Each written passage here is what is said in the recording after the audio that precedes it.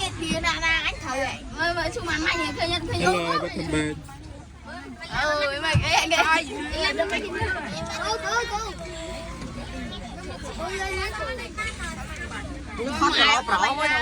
Dạ.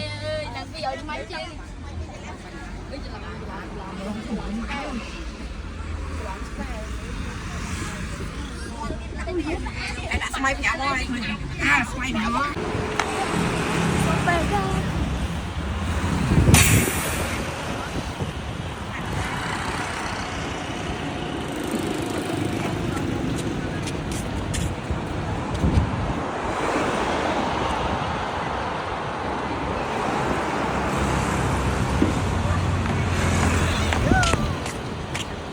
đi khắp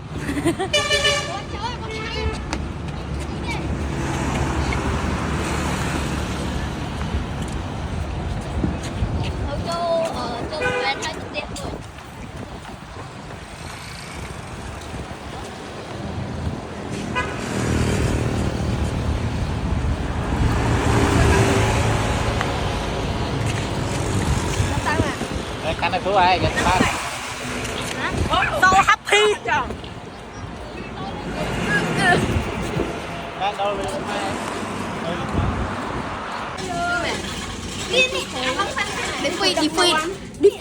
defeat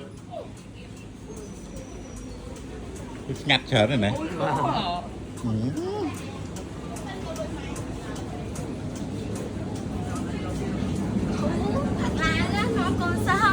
cái lại áo lôi mà Dân nghịch cha đâu cho.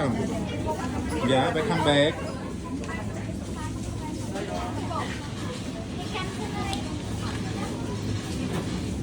xong rồi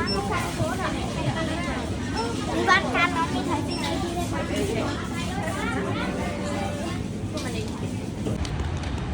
Welcome back. Minute.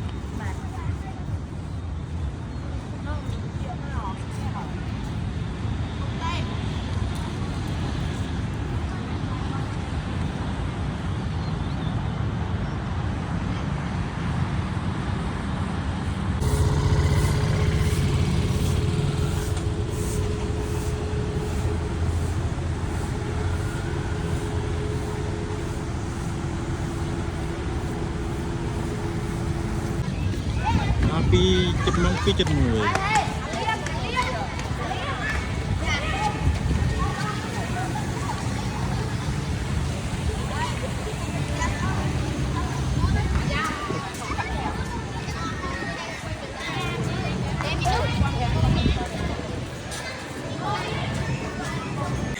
Welcome back, trời ơi, dạ dạ.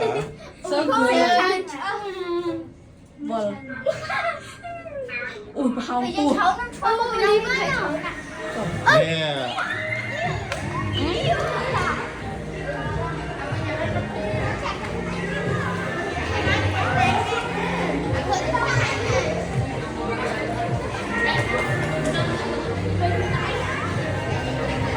Thua nó chắc mà. Anh không phải bán này.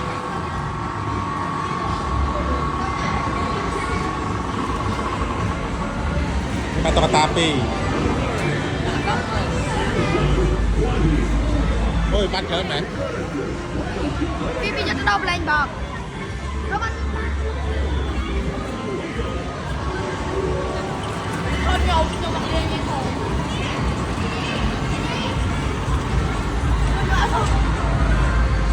Ôi bán đầy.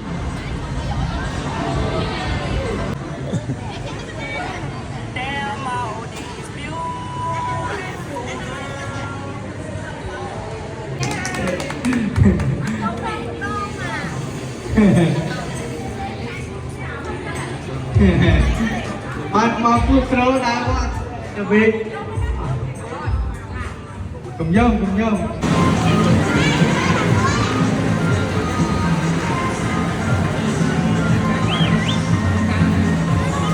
Bạn làm chơi.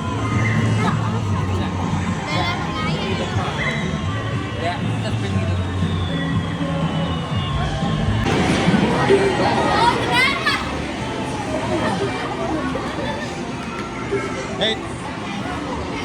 lôi má lôi má em ơi mà anh á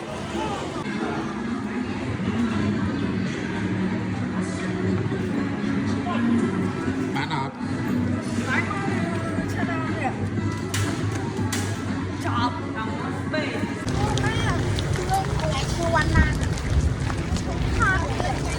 bắt mé nó bắt khlang nữa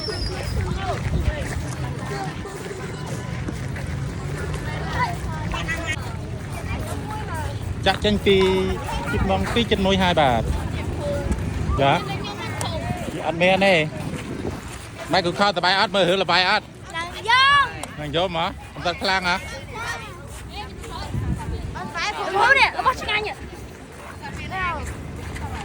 bắt đà y on mà miên chay hai dạ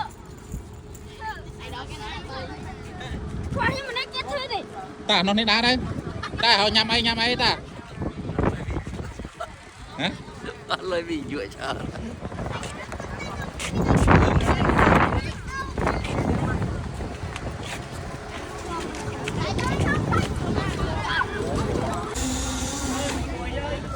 dạ